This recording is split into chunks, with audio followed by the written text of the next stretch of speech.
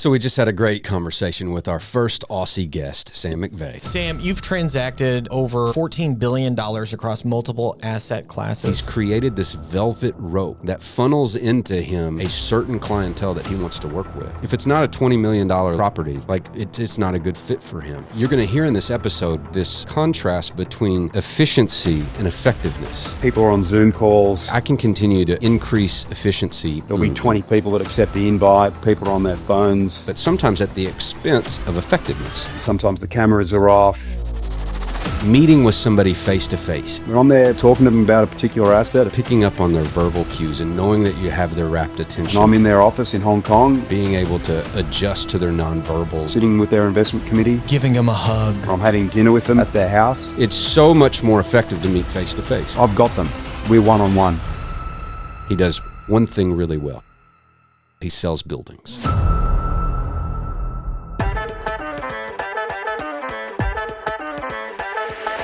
Hey, Bo. How are you, mate? How awesome does that sound? Yeah, sounds so good. And I'm sorry, I just see myself. I look like shit. My wife had a film premiere of her movie last night. She just produced a movie, and it was a late night. So I'm on the way to New Zealand and then off to Singapore. Well, this is the first time in the history of Commercially Speaking that we've ever had a guest ask to move our session because they were on the way to Singapore. That's true. That's never happened before. So that's true. Thank you for. Any questions before we start? Not at all. It's my first ever podcast, so I feel honored to be here. Thank you. Really? Well, honored to have you. Oh, As yeah. First, This is, yeah. We'll be gentle. Excellent. Well, great. All right, let's this duck, shall we? This episode is sponsored in part by the Massimo Group. Are you a commercial real estate broker looking to boost your business? The Massimo Group is the world's premier coaching organization, transforming the careers of brokers just like you, just like it did for me. Visit www.massimo-group.com today to get started and take your career to the next level. This episode is also brought to you by Site to Do Business, commercial real estate's most advanced toolkit, providing commercial real estate professionals like me with premier data, mapping, and marketing tools to win business and revolutionize decision-making. Visit stdb.com to learn more. Welcome to Commercially Speaking. I'm Timmy Barron, ADHD. And I'm Bo Barron, CCIM. And this is the Commercial Real Estate Investing Podcast where my brother Bo, CCIM, owner-director of Barron Commercial Group, the head of a Hearthstone fund, teaches me everything about commercial real estate because I know nothing. Well, not anymore. Not anymore. I started not knowing anything. I'm an actor and a comedian and the founder and creator of Tisby, all disc, no balls. It's a great sport. Frisbee on a tennis court. You can look it up, tisby.com. And now we're going to have to pause for just a minute. Yeah, sure. We've got a special guest today. I'm really excited about. We met him at MassimoCon, heard him speak, was blown away.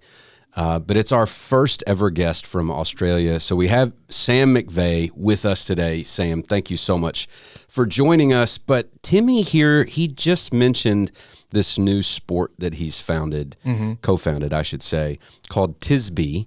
And, all disc, no balls. That's right. So I think maybe you should at least give Sam, as potentially the first Australian person to hear about this brand new sport, at least give him the 30-second version of Tisby. It does look like I don't know if he'd be good at it, but maybe he'd be probably interested. Be good at it. It's played on a tennis court. There's no rackets, no balls, and it's Frisbee. You play one-on-one. There's an additional net above the tennis net that leaves like this 9-inch gap that gives you the potential to score extra points if the disc goes through there. And it is an addicting game. I've been playing for like 6-7 years. Fantastic. What's a typical game length and scoring system? What's that look like? Is it tennis or? So if you score a point, you will serve. The other scores a point, they serve. You play to 21. The game lasts about 15, 20 minutes. Yeah, it's fun. Let's get it going in Australia. Let's go. Yeah. Let's go. It's a lot of fun. Just had the Australian Open here, and so we need to get on the back of that. Yeah. That's right. Lots of tennis courts that are no longer needed for a while. Exactly. Oh, yeah, that's right. Yeah. Hey, baby. All right, cool. I'll see you next week. Yeah. Just let me know when you get back from Singapore. You got it. Go ahead. Well, you're going to introduce Sam. You got his bio and stuff, but I'll just tell you, man, when he spoke at MassimoCon, here's what struck me. Here's why I wanted to have this conversation, other than just getting to spend a little time with him and liking him. Yeah. You know, it's like his vision for his company and what he does it's just huge. Yeah. And it challenged me to just think bigger about what we could accomplish. If nothing else, after hearing Sam speak, I was like, man, I got to think bigger. Yeah. And so I'm excited to hear about kind of how he thinks about his business and some of the things and the scale of which he plays. But tell us a little bit about Sam. Sure. Sam is the managing director and co-founder of McVay Real Estate, a powerhouse agency in the Asia Pacific commercial real estate market. Since 2010, Sam has been involved in transactions exceeding $14 billion with a B across retail, hospitality, office, and alternative asset sectors, working with some of the world's most influential investors, including Blackstone, BlackRock, Morgan Stanley, Westfield, and KKR. Before launching MRE, Sam built an impressive resume at CBRE, Deutsche Bank. in London, and Kimco Realty in the U.S. He also holds a master's in real estate development from Columbia University. With deep expertise in deal-making, investing strategy, and market trends, Sam is here to share his insights on where the commercial real estate market is headed, how global investors are positioning themselves, and what it takes to execute high-stakes transactions in today's landscape. Sam, once again, welcome. As we get started, you've had an incredible career spanning global financial hubs like London, New York, San Francisco, and now Sydney. What initially drew you to commercial real estate, and how did that journey unfold? It's something that started when I was really young. Every weekend after rugby or rowing, we'd get in the car and my parents would just drive around and look at real estate. And so Wow. they'd sort of buy and renovate houses. And so it sort of was a passion in the family from a really young age. But my dad was in commercial real estate. So he had a really interesting career. Started out, had a cleaning business. They used to clean the toilets of a university of a night, he and mum, and they had a corner store, and then saved up some money and bought a real estate franchise in a regional town called Toowoomba, which is about 2 hours outside of Brisbane, and built that up. Started selling houses, and then started selling the showground in town, and started then doing commercial property. A really visionary man here in Australia, a really well-known guy, an incredible man called Brian White, bought his business. And Brian owns a business called Ray White, and it's the largest residential real estate business in Australia. And it's a family-owned business. They've got over 1,000 offices around Australia and Asia. Wow. And he decided that they wanted to start a commercial component. So he went to the UK and bought the Australian rights to a business called Richard Ellis. Dad was one of the very small owners of Richard Ellis with Brian and a series of other guys here. And they built that up into a really good business until a group from America came out and they sold it and became CB Richard Ellis, then became CBRE.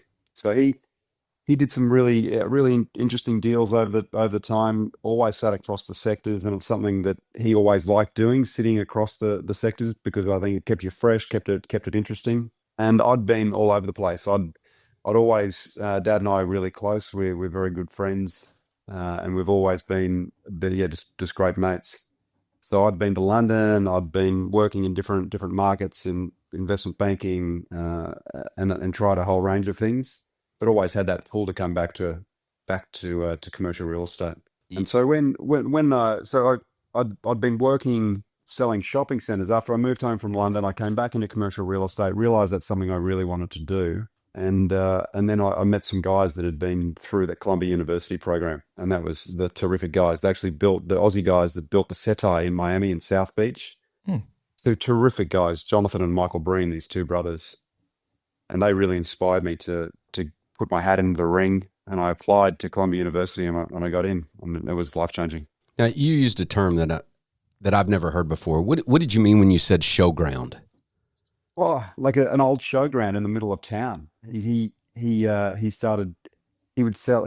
selling houses, and then I think it was the city had this old showground, in the olden days where they used to do horses and things around the central showground in town. And for whatever reason, he tried to he was appointed to sell that. He went from selling houses very quickly to selling a showground. Next thing you know, he's selling shops and small office buildings in this regional town.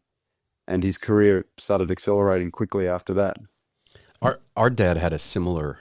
Our dad was a developer and a home builder. His dad, our grandfather, started a home building company back in the 50s, and my mom was the residential realtor. So my dad would build the homes and my mom would sell them, and that's kind of the environment we grew up in. And at some point, somebody went to Dad and asked him to essentially be a broker on a commercial real estate deal, but he'd never done it before. But they asked him what his commission was, and he had no idea, so he just said 10%.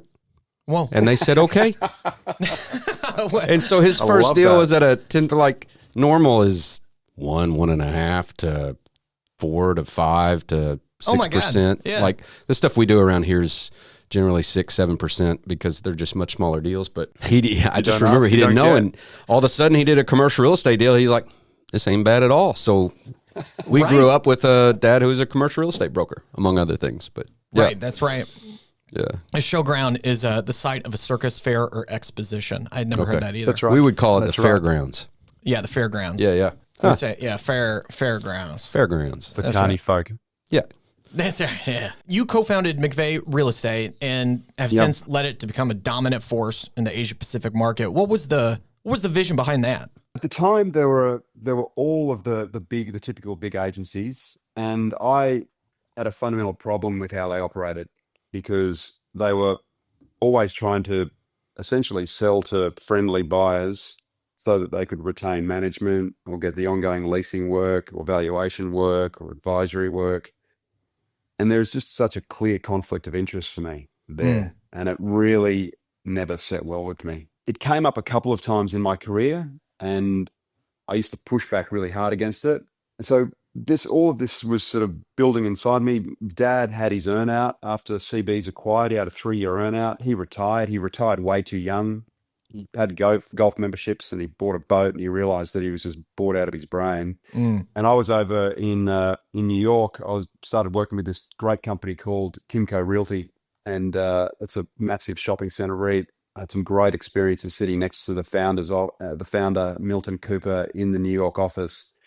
And then they set me out to run a lot of the divisions in Western America out of San Francisco. And we used to take the existing assets. They had about 400 shopping centers in our patch at the time, and would look to redevelop them and reposition them. And I used to always use boutique brokers. They were accountable. They were really responsive. They knew their market really well. Importantly, they were free from conflicts of interest. And a really, really good friend of mine, one of my best friends, is a guy called Connor Flynn, who's the CEO of Kimco Realty. And I was over at his wedding at Lake Como, and Mum and Dad were invited. And he and I had this, Dad and I had this great dinner at the Bulgari Hotel in Milan the night before the wedding. And on about the third bottle of wine, we thought, let's maybe give this a crack. Yeah, that's the best way to do it. We started scratching it around. We originally thought, like that night, well, like let's get a team of 50 brokers. Let's really do this. We've had a few different iterations of the business, but yeah, we decided to move home from San Francisco with my wife, who I met in New York. She's an Aussie though, and we decided to come home, start a family, start a business, and that was at the very end of 2009. Wow. So how has it evolved over time? Because it started with you two, and you had this vision of so many brokers under. So where's it at now? So a really small team. There's 8 of us. So my dad is now mid-70s. He's sort of more the chairman level. He's got these incredible relationships throughout Asia. He's been to Japan over 200 times. He really led the Asian expansion of Richard Ellis into Asia. So his relationships through Asia and a lot of the world at the highest level are so strong. I've got an amazing gent by the name of Rob Sewell, who runs our office division, and he's just an amazing person. And we've got this terrific team beneath us that pull from a really diverse background, from investment banking to construction to forensic accounting, and we sort of built this team in a bespoke way that allows us to solve the problems. And some of these problems that we're trying to work on are really complex. And bringing a typical real estate approach from someone that's been a leasing agent into a sales role, or someone that's been in valuation into a sales role, I don't think ever brings out the best result.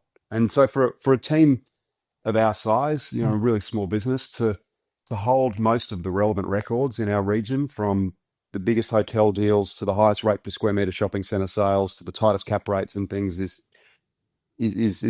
pretty cool. Oh, it's pretty cool.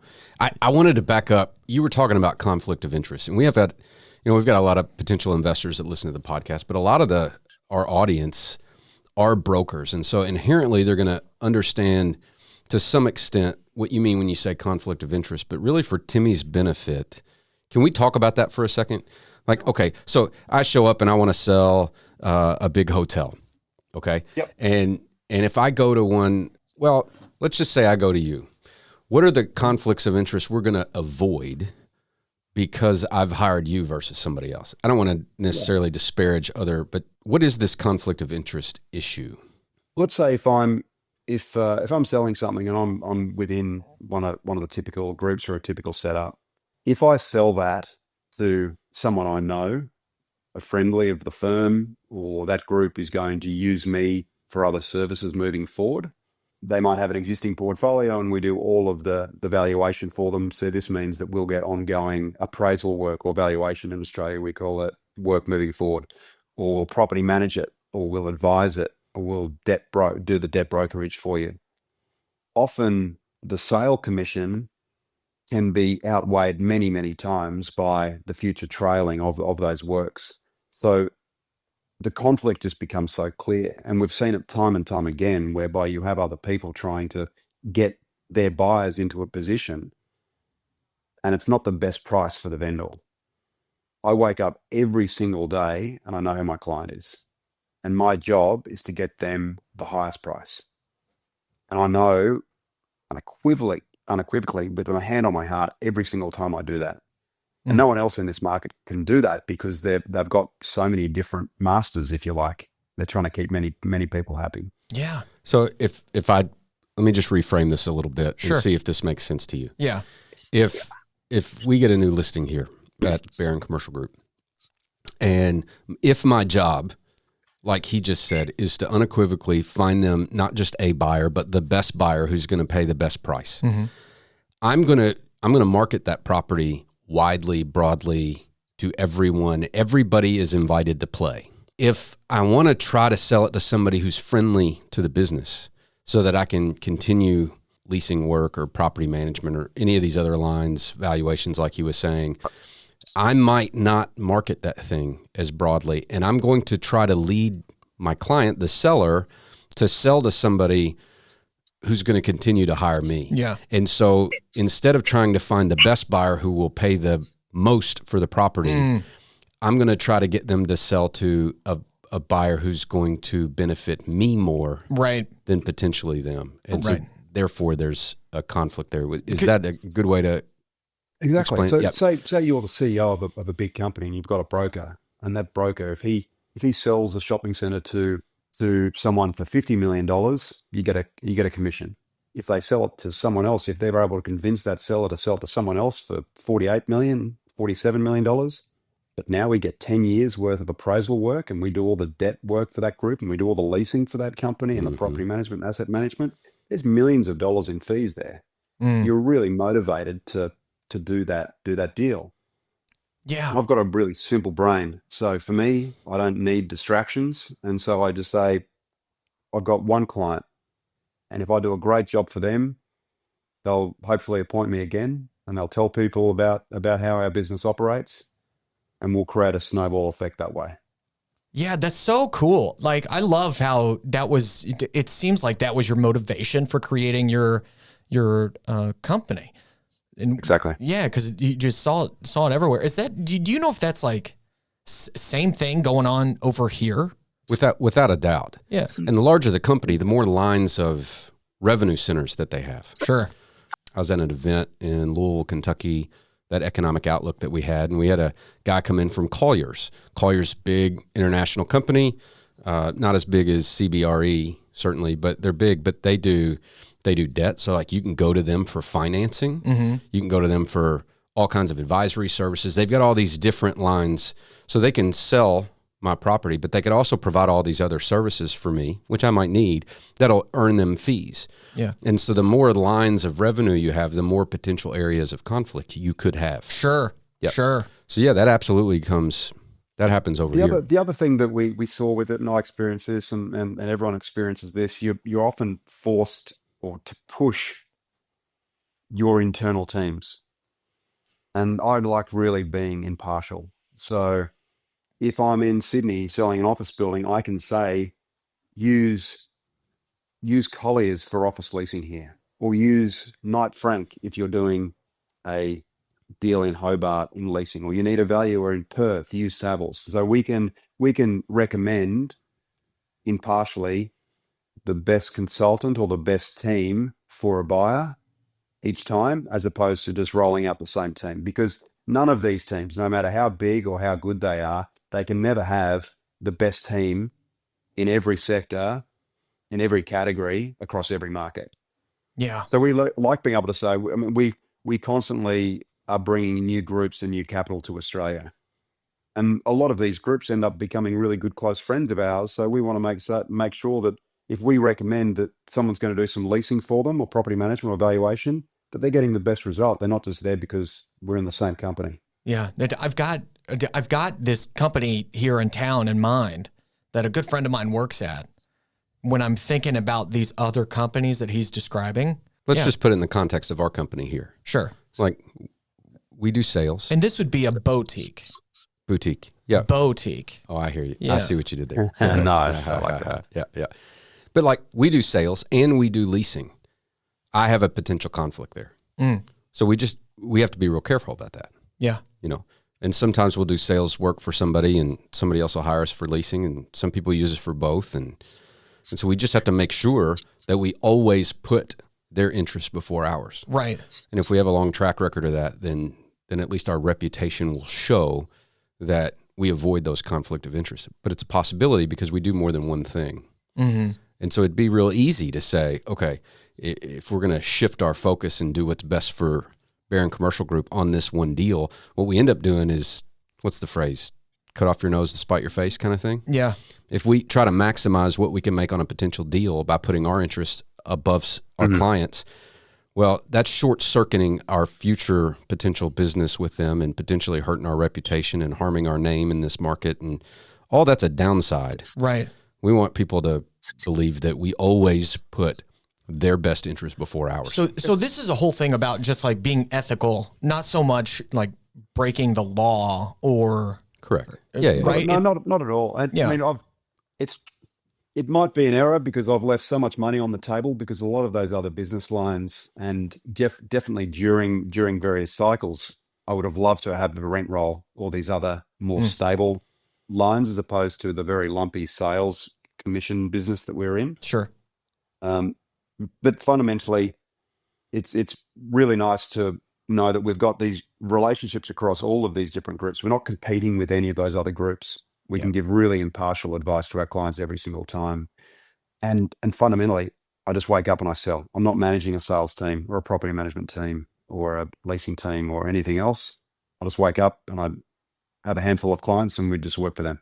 Well, it's only an error if your goal is to maximize every dollar of fee that you can generate. If your goal is to always serve your client and sleep well at night, then I don't think you've made an error at all. Yeah. I do. I sleep really well at night, but I do sometimes think about it could be kind of nice having these trailing commissions and things in other business lines, but we love what we do. Yeah, I can hear that. One of the other things I remember, and I don't remember, Sam, if you said this while you were speaking at Massimo Con or when we were just spending some time together afterwards, but you do business face to face. And I remember thinking, man, he does business face to face with people on different continents, which means you're moving around like you're on your way to Singapore right now. My guess is that's to do business with somebody face to face as opposed to just getting on a Zoom call. So talk to us about that a little bit, because what you're suggesting is not very efficient. It's really inefficient, mate. Absolutely. Last year, you think of all the domestic travel that we all do, just in our day to day and with families. But I did 130 days overseas last year, which made me very close to being a non-tax resident of Australia, which could have been nice. Could have been a little bit tried a little bit harder. But and I think that ethos and maybe that work ethic and the way of doing business really stems from my dad. So I'll go to London to pick up a contract. I'll go to New York for a pitch. I was in the Middle East recently for about 5 hours for something along those lines. So for me, I don't ever want to die wondering in whatever I do in life. And I know that when we put out marketing collateral, or we've done the financials, or we run a process, I know that I've spoken to every single buyer in the universe for that particular asset. And if you think of every different aspect that goes into our job, I want to make sure that we're executing incredibly on every single one of those. Yeah. And for me, maybe it's sort of old school, maybe it's naive, but unless I'm in the room talking to someone face to face, I don't feel like I've really got the point across. And the Zoom call hangs up, or you notice now, people are on Zoom calls, and sometimes the cameras are off. There'll be 20 people that accept the invite. People are on their phones. When I'm there talking to them about a particular asset, a shopping center, an office building, a hotel, and I'm in their office in Hong Kong, and I'm sitting with their investment committee, or I'm having dinner with them at their house, I've got them. We're one-on-one. And that's how I like to operate. It definitely means that we don't have the bandwidth and the throughput, that I can't do 30 things at once. And we acknowledge that. So I'll only take on a handful of things. So one of the things that we really focus on is working with people that understand how we operate. It's an education process for a lot of people, because very often we get grouped into the same bucket. And the people we work with, we'll be working with it. Sometimes we'll be on a conjunction appointment, or we'll be on other things. And those guys are working on lots of different things. It's just how they operate. As a commercial real estate broker, your success depends on the right strategies and guidance. The Massimo Group, the world's top coaching organization for brokers, can help you scale your business and increase your income. And as a former client, I've personally experienced how their coaching can transform not only your career, but also your life. Don't wait to grow. Head to www.massimo-group.com today and see how their proven systems can work for you. This episode is also brought to you by Site to Do Business, the ultimate commercial real estate data analysis and mapping tool. Whether you're a seasoned professional or just starting out, Site to Do Business provides the data and insights you need to make informed decisions and close deals faster. Frankly, it's the tool that I use the most in my business. Access comprehensive market analysis, demographic data, and powerful mapping tools like ArcGIS, Placer AI, and Flood Maps all in one place. Identify the best locations for your clients, analyze market trends, and present your findings with confidence. Don't miss out on this game-changing platform. Visit stdb.com today and see how it can optimize your business. And now back to the show. Man, your dad sounds amazing. And he's an incredible bloke. He's a really amazing man. Yeah, I mean, it's incredible to hear you speak about that. It's also unique too, because everyone that we've talked to accidentally, it seems like almost 100%, accidentally fell into commercial real estate or real estate. So hearing this perspective of like you were very interested, you're interested in it at a very young age. Do you have siblings? Yeah, I've got 2 younger brothers. Are they in the business at all? Yeah, my not in our business. My youngest brother used to work with us, and he's off doing his own thing. He's working with a security company in the sort of technology space, and he's an amazing guy. And my middle brother is industrial developer in Brisbane. Okay. Oh wow! So we're all very, very close. We always do family holidays together. We speak most days. Yeah, we're really close family, and a lot of common interests around real estate. You all moved back to Australia to do this and to start a family. Yes. And how big's your family now? Well, I've got 3 daughters. Oh, wow. 12. Yeah. And I come from a family of all boys, and now all of us have had daughters. So there's 8 granddaughters. Wow. Which has changed the balance a lot, and a lot of learning for the men in the house. Yeah. It's fantastic. Yeah. How old are your daughters, if you don't mind me asking? They're 10, 12, and 14. 10, 12, and 14. And so are you able to take any of them? Because you're traveling all the time. Are you able to take them with you sometimes? I mean, I guess it'd be hard to do with school, but No, so we're selling a really interesting hotel at the moment, in this beautiful old heritage building that needs to be reimagined and redeveloped. We've got a group and exclusivity at the moment, but we held open days, so we had inspections. I did 9 inspections on this property, so we just rolled people through, got the management, got the room allocation, and took people throughout the day. And I took one of my daughters out of school for that day. We flew up together first thing that morning, rolled out the inspections. She's sitting there talking to hotel managers, talking to billionaires, talking to. It was fantastic. That's awesome. It was great. And then on the plane on the way home, doing a big debrief. So I try and bring them along for the journey. Yeah. So and it was really cool. We had this terrific holiday in America in the middle of the year. We landed. I'm a huge country music fan, so we went to the Hollywood Bowl, Chris Stapleton, Garth Brooks in Las Vegas, picked up a car, and then drove through Utah and up through Wyoming and Montana, finishing in New York. And we're selling a hotel in Manhattan at the moment in Soho. So we stayed there, and for them to see the back of house and really get into the weeds is cool. Yeah, that's amazing. And are you seeing an interest from any of them? My middle daughter actually said, her name's Isabel. And she said, "Can't wait to run the company. Just going to change the name from MRE to IRE for Easy Real Estate." Yeah, I have a daughter. I've got 2 sons and a daughter, and yeah, that's right. My oldest son just graduated from college, and we're trying to figure out. He's interested in the business, and he wants to come back. And he says, "Take over." I'm like, "Kid, you're not taking over anything, but you can certainly come work with your pop." But he wants to go somewhere else first. And so I'm teaching a CCIM course in Austin, Texas next month, and he's going to join me. And awesome. He's going to shadow some of my buddies and stuff and at their offices and get to spend some time with him. But I was driving my daughter home after basketball practice a couple weeks ago, maybe a couple months ago, doesn't matter. And I'm talking to her about the business a little bit. And I get a phone call, and so we live about 25 minutes outside of town, and I'm on this call for like 15 minutes. And it was a really interesting call. Like, things were happening. She looked like she was potentially paying attention. And she's sitting right there next to me. And when I got off the call, I'm sitting here thinking, that was a great call. Like, what? I'm so glad she got to listen in on that. And she thinks very much like you as well. Like, she's very like you. Yeah.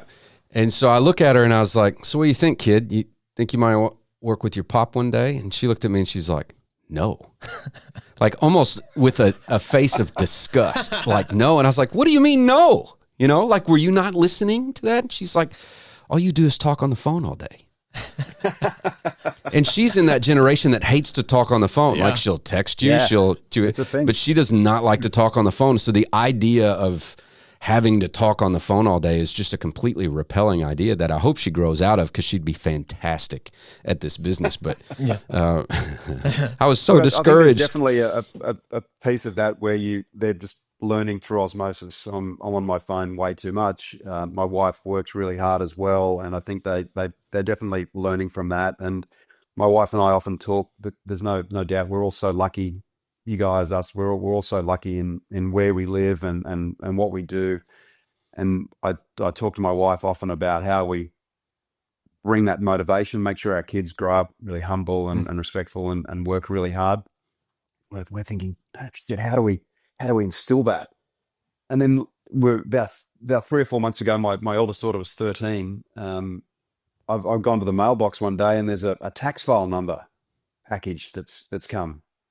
I've opened this, and she just walked up and down our local high street, and lo and behold, she's got herself a job at the local Mexican restaurant, cleaning plates, and has gone onto the government website and applied for a tax number and done all of this. And we're like, this is fantastic. We're so proud of her. And and maybe it is through that osmosis. They see you hustling and go that way too. Right. That's incredible. Yeah. That's 13 years old as well.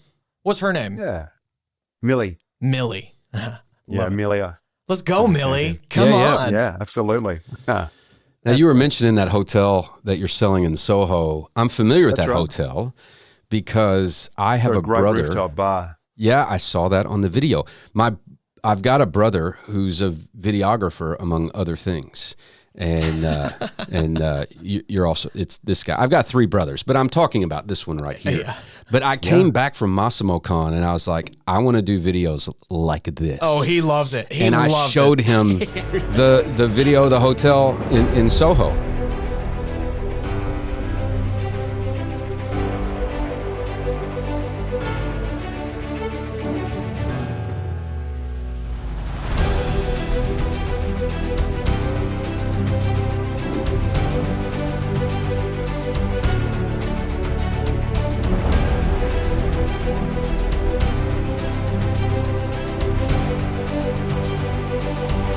And so I haven't been there. We're actually going in April to New York City for spring break. The family's going. Oh, nice. And maybe we'll get to see it. But we're in the process right now of trying to figure out how do we do videos like that here for this stuff we're doing. And I don't have a awesome hotel in the middle of Soho, but I've got a warehouse that's empty that needs a tenant, and I've got Yeah. And so talk a little bit about how you go, because I've never seen anybody in our business, in our industry, create videos that look like movie trailers, which is really what these are. Talk about how you got to the point where you went that far in creating something of such high quality, and just a video to present a piece of property to the market. One of the things we always try and do is make sure that obviously the property is presented in the best light. And whether you're going through, we try and get involved 6 months before we go to market and making sure that everything is presented properly from a leasing standpoint, physically, from a legal standpoint, and really unpacking that and making sure that's tied with the bow. But then when you're going to market, we're always looking for new ways. So we were the first really to do these great high quality information memorandum packs, that essentially these coffee table books, these beautiful leather bound books that go out to people. And then the videos were a follow on from that. We were the first group to do full virtual tours of these large scale properties. People were using them in houses and things, but Brock, who works with me, implemented this idea to run it through the entire assets.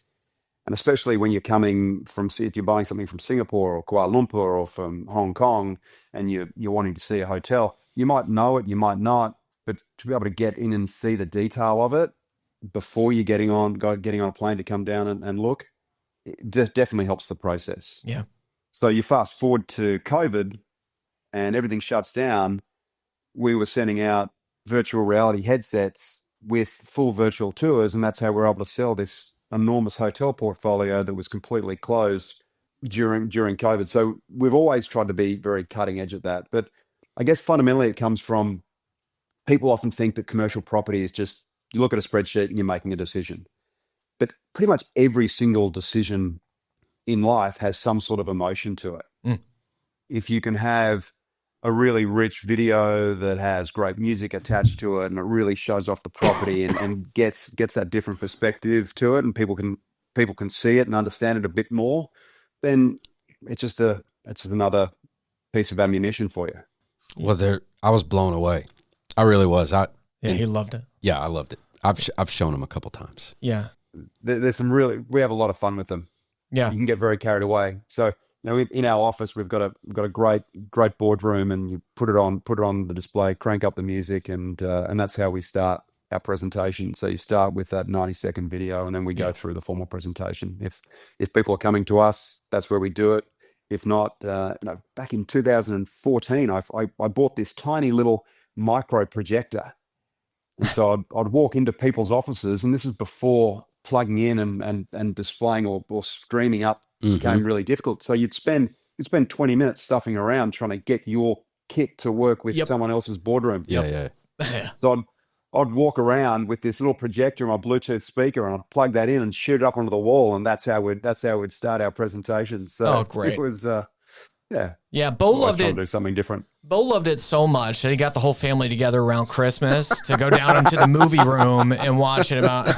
I did get the whole company in the conference room, and I showed them. I was like, "We're going to get to this level of excellence. Yeah, like we're going to get here." Yeah, What we need to do, what we need to do as a business is actually just streamline that so it can be quicker and a bit more efficient, because it takes a lot of time, and I'm a bit of a perfectionist, so I can spend a lot of time nitpicking things. So we need to get better at getting them out a bit quicker, because we're streamlining a whole range of things, and we've got some cool AI projects we're working on at the moment that allow us to get to market with incredible accuracy much faster. And that at the moment is probably going to be the bottleneck. So that's something we're trying to work on at the moment.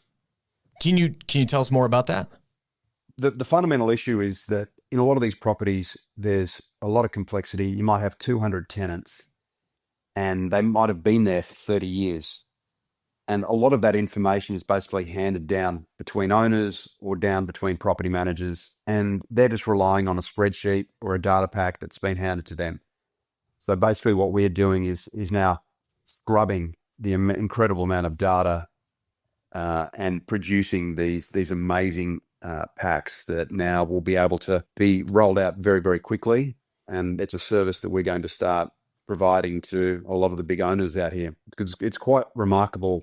Even the really, really big owners, they still get it wrong. They still don't know exactly what they've got. We've had instances where there might be a sitting tenant, and they've been there for 30 years, and the rent increases have been calculated incorrectly. And you compound that over a long period of time, you've now got gaps in your income of $200,000 or $300,000. Yeah. Wow. So one of the reasons why we really scrub that data hard is that we don't want any roadblocks or any issues occurring during an exclusivity period. If we lock in with a buyer and they're doing their due diligence, we don't want surprises. Yeah. So we're trying to make sure that's very streamlined and effective. I got a call from a buddy of mine last week, and he says, "Hey, look, I've got a lease that has 2 years left on it, but I've got an opportunity to go ahead and extend early and add another 10 years. And the issue is they're in like year 17 or 18 of 20 years. Their rent was supposed to bump every so often, and it never has.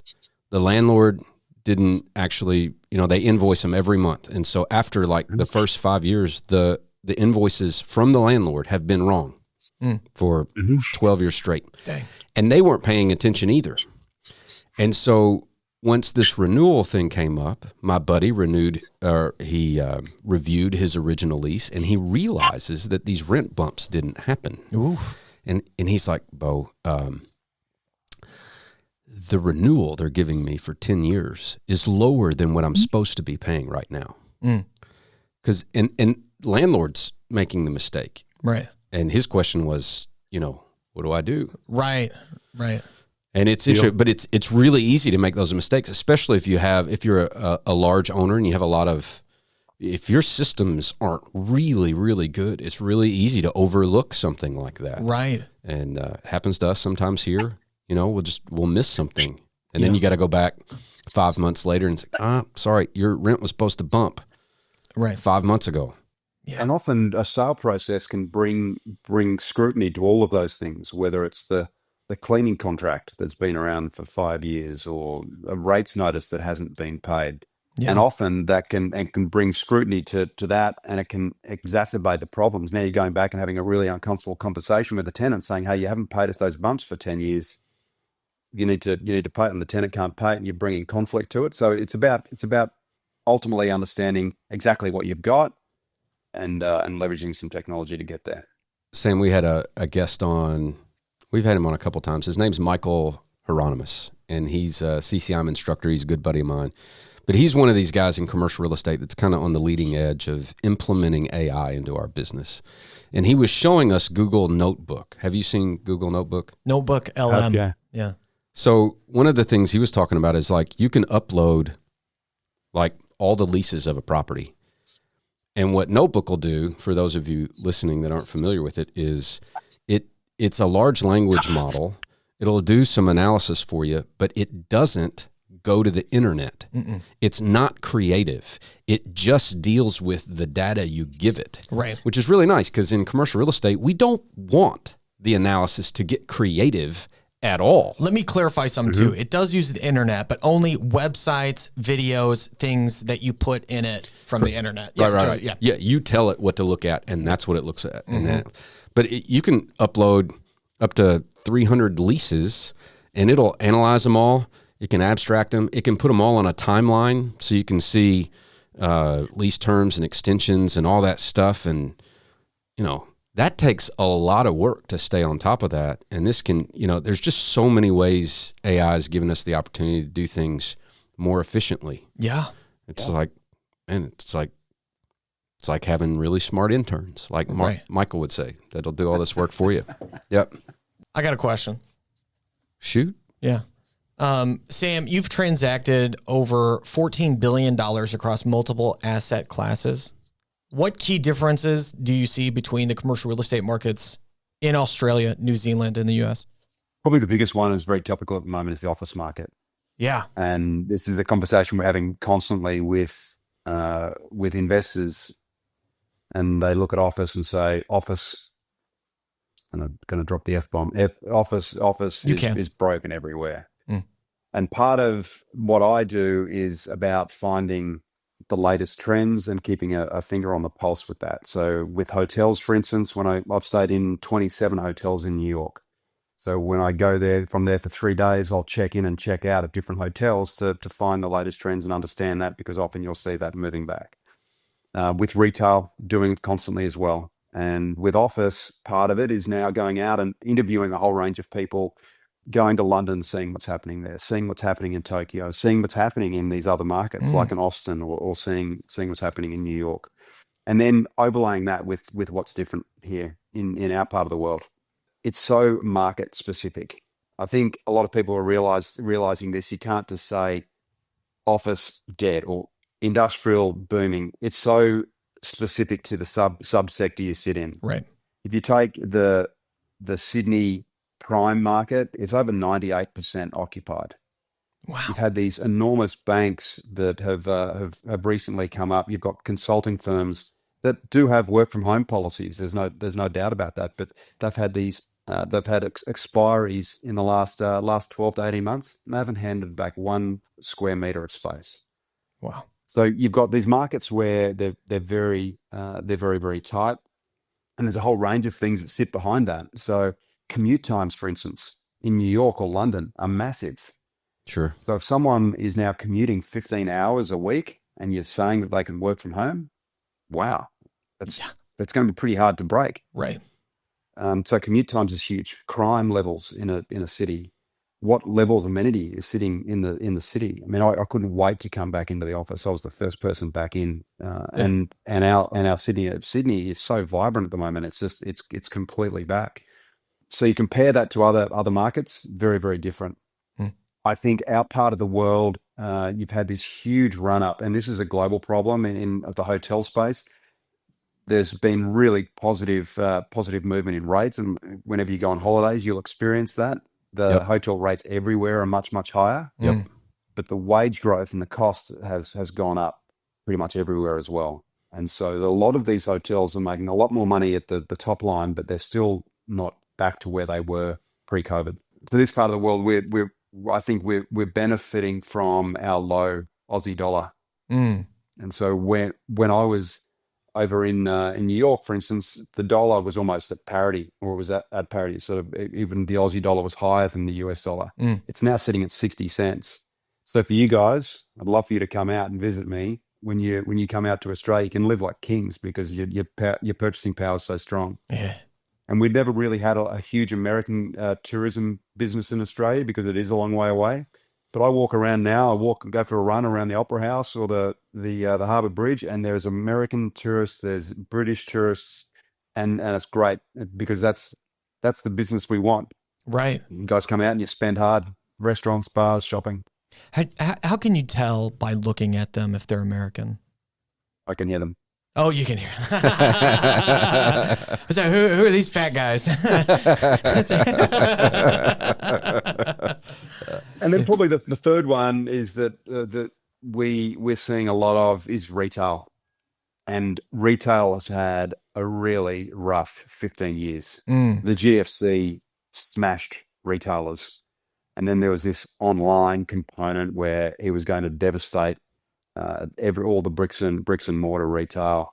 Is going to go to 80% of all retail will go through online. Now in Australia, that's sitting at 14%. All of the retail sales only 14%. We've got huge population increase. We've had 980,000 people in the last 2 years have arrived to Australia, and no shopping centres are built. We've also got 1/3 of the amount of retail per capita that America does. So we've got this problem where there's no new retail being built. The retailers' rents all got reset during COVID, and they're all performing well.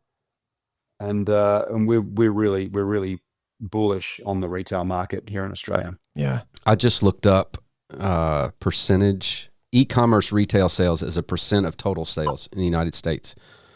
So all of the United States, 16.4% is where we were in Q4 2024. For brick and mortar? Like of all retail online sales in the United States, 16.4% according to the Federal Reserve. Wow. So it's physical retail is not dead. No. And I'm not being a dinosaur in saying that. People still get out and about. They love having these experiences out and about. And what we are seeing, and I'm hearing this from a lot of people that I'm talking to around the world, is that a lot of these retailers are now starting to pare back this sort of free shipping because the free shipping they're not making money off. Yep. I had a friend living in Brooklyn and he was going on a ski trip. So he bought 6 pairs of ski boots off Amazon with free shipping. They arrived in a few hours, tried them all on, sent them back, got another 2, and the 8th pair he kept. Now, for a $300 pair of ski boots, it's probably $150 worth of shipping there. Yeah. And it didn't cost him anything. So these retailers now are saying, you know what, you spend your time and your money and your fuel and your car, you come in to click and collect. And you're seeing these retailers now starting to get more space within these inner ring, and they're running that last mile out of these inner ring locations, but really encouraging people to come back because they're losing money in that shipping component. Yeah. But it is quite interesting. I mean, I could see how surprised you were there, Bo. Sure. For all of the noise of online, 16% of all retail sales, it's still not that much. Well, just living with my wife, I would have assumed that number would be much higher. Because she supports that 16.4%. Right. She's a big fan of online retail. Yeah.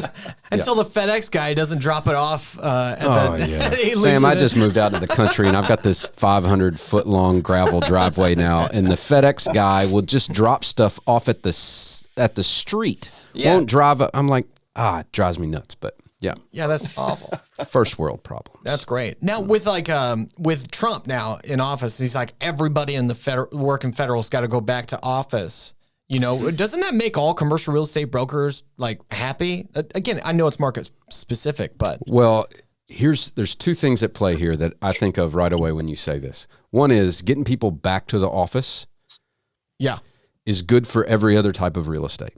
Okay. Okay. It's great for restaurants and retail because you have daytime populations. Right. Okay. It's good for hotels. It's good for. I mean, you can make the case for it. It's good for everything. Mm-hmm. But at the same time, you've got Elon and his efficiency crusade, Doge, who might cancel 1/3 of the GSA leases in the United States. And the GSA, the government, is the largest tenant in the United States. Okay. Right? They lease more space in the United States than anybody else. And there's potential that 1/3 of it's going to get lopped off for efficiency's sake. So everybody has to go back, but we might need a lot less. Right. So we got to see how that plays out. Because those GSA leases, man, they all have 30-day clauses in them where you might have a 20-year lease with the government, but they can cancel it in 30 days. Wow. Anytime they want. So that could happen. But interesting. And to be honest, I think they should. I was Tom, who works for me, sent through a fascinating spreadsheet of the biggest sizes. So if you take some of these, the Department of Energy at James Forrestal on Independence Avenue in Washington, it's 1,800,000 square feet in size. Average daily occupancy, 8 people. Wow. 8? Wow. 8 people. The agency for global media, 1,200,000 square feet, 70 people. Wow. So, I mean, they should be giving back a lot of that Yep. space. That's right. That's right. And so what you could see is the federal government reduce deficit spending. They're talking about by as much as $1 trillion. Right. Okay. But you know who's going into recession? Washington, D.C. Ooh. Like that market could get crushed and the rest of the country flourish. Wow. So, when, to Sam's point, where real estate's hyper local, it's very, very local. It's those kind of dynamics. If the federal government gets efficient like they should, and I really hope they do, Washington, D.C. is going to pay for that. Yeah. Like it's really, they have traded on the growth of inefficiency forever. And if that's reversed, they're going to get hammered and the rest of the country should flourish because of it. Yeah. I mean, it could actually tick back inflation. I mean, there's a lot of great things for everybody in the country, but DC is going to get hammered if that happens. Wow. That's a good point. Yep. Yeah.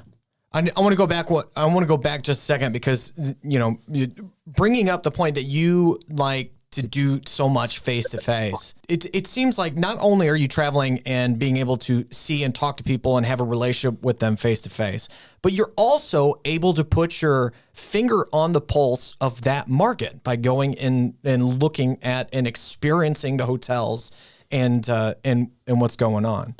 It just allows us to be really relevant. And being so far away, obviously, we're often not getting the very latest of. We might not get the latest hotel design or the latest retail format or the latest trend in how an office is put together from an efficiency standpoint or a new design of a fit out. So for me to be able to look at that and then implement it with what we're working on, I think adds a lot of value to what we're doing. Yeah. You see people here at the moment, you might have an older building, a B-grade building, and the good buildings, the well-located buildings, they're really full, but we do have an issue of some of these B-grade buildings in poor locations. They've got vacancy. And we hear people talking about, convert it to residential or convert it to hotels. And if I said that, knowing what I know, you just lose credibility to someone that actually knows what they're talking about because you might not be able to do that. You might not get the light. You can't do it because of central core. You can't do it for a whole multitude of reasons. And because we sit across the sectors and because I've seen it done well in Amsterdam or seen it in these other markets, you can now put that together. And when you're talking to someone, you've got credibility. Right. It reminds me a lot of like Bob Knackel, like the time he spent just walking the streets of New York and, really coming like bookending this here. It might be inefficient to travel all the way to have a meeting with somebody, but there's way more about that adds value to what Sam is doing, to what your business is, what it's built upon, and knowing exactly from firsthand experience and taste and touch and smell what is going on. That can just so easily be overlooked because of efficiency, and or trying to do too much at once, really simplifying it down. This has been a fascinating. I try and think every time you bump into someone, every interaction or every experience or everything you have is a learning. Mm-hmm. And so you should be able to take something from every single interaction. And I think if you're there and you've immersed yourself in wherever you are, you're going to learn something from it, and that learning will make you better. Yeah. Next time we have you on the podcast, you just fly out and do it in studio. I'd love that. We'd love to have you in Dallas. That was fun. Yeah. That was so for fun. Sure. Yeah. Well, Sam, I know we've kept you for about an hour and you got a plane to catch. So thank you so much for your time. We've loved having you on. Well, guys, that was really fun. That's my first ever podcast. I really appreciate it. Well, thank you very much. We'll do it again sometime, man. Yeah. We'll do it again. Love that. It's amazing. If anybody wanted to find you, or can people follow you somewhere? How can they contact you? What do you want? I'm only on LinkedIn. I don't have Instagram. I don't have Facebook, but I'm on LinkedIn. Okay. All right. Perfect. I'm not very tech savvy, is it? No, you're like you said, you're a simple thinker. I can appreciate it. Well, it's been inspiring conversation, and we've learned a ton. So have our listeners, and man, we couldn't thank you enough. So have safe travels and get back Thanks, to your guys. sweet Look forward to daughters, seeing you soon. and we'll talk to you soon. Thanks a lot. Bye. Bye. But I would like to remind everybody, if you want to nail your marketing this year as a commercial real estate brokerage, go over to wesgay.com/CS. So WESGAY.com/CS. You'll be able to put your name and email in a wait list. We're going to be launching in May a CRE marketing mastermind where me and my buddy Wes Gay, we're going to take you through, give you what actually works right now, and give you a plan for the entire year. As commercial real estate brokers, we're generally not very good at this. We've got people giving us advice on what we should be doing, just an avalanche of advice. And just to figure out what works and what isn't is a huge, massive brain damage experiment. So we're gonna help you cut through all of that, figure out what exactly works, and give you a plan to execute. So if that interests you at all, I invite you to go over to wesgay.com/CS and we'll get you some more information soon. So. Yeah, he is a master of storytelling he's so and good. really asking the right questions that you need to ask about your business. You know exactly what to focus on. I highly recommend. Yeah, and not only just kind of bringing that back to Sam, but like if you ask Sam who his ideal client was, like who's the ideal, I guarantee you he could describe that person to a T. Yeah. And he's created his business, and the marketing that he puts out there, the excellence that it is, attracts who he's looking for. Right. And a lot of it has to do with the marketing that he does. Right. And we're going to try to help you do the same thing. If you're watching on YouTube, please hit subscribe, ding that little bell. Let us know what you want us to cover in the comments. That helps out a great deal. And if you saw this and you thought of somebody else that would really enjoy this, I'm going to push you to share. Share it. Just share the love. Yeah, we'd appreciate it. We're also on social media at Commercially Speaking. On X, it's at ComSpeakPod. ComSpeakPod. Did I spell that right? I think so. Yeah, I second guessed myself. Speak pod. ComSpeakPod. Yep. And then we've got a weekly newsletter. It comes out every single Thursday. Curated articles, all the things that Bo really likes to sink into his brain, which is why I admire him so much. If you want that admiration from me as well, the newsletter could help with that. And it's free. And how do they? Just go to subscribe.wgbarron.com. Every Thursday, we'll be delivering you some great content and the podcast episode of the week. Yep. So you never have to miss an episode. That's it. If you leave us a review on Apple Podcasts, we will read it out here on the show. If you leave a comment on YouTube, we pick out some of those from time to time, and we will read those out. All right. Yeah. We'll see you all next Monday. All right. Love you, brother. Love you too, brother. Bye, Alice. Bye, Alice.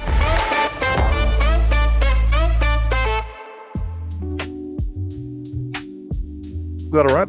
Yeah, man. That was perfect. So good. So good. Oh, cool. Great. I was nervous. Were you? That was so good. No, it's easy. Just have a conversation.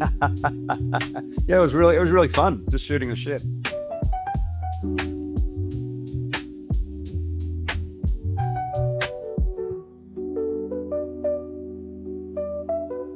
That was so good.